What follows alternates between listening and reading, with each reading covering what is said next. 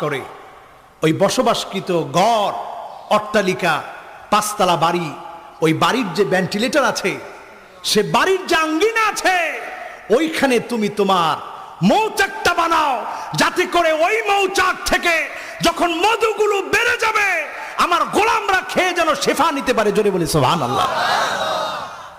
আল্লাহু আকবার। মৌমাছির কথা আল্লাহ তাআলা বললেন। মৌমাছি আর মাছি উচ্চারণের দিক থেকে মিল থাকলেও আল্লাহ পাক মৌমাছিকে ডানা দিয়েছেন কয়টা? জোরে কোন কয়টা? সেকেন্ডের মধ্যে এই ডানাটা 200 বার নড়ে। জোরে কোন আল্লাহু আকবার। তাইলে মিনিটে নড়ে কয়বার?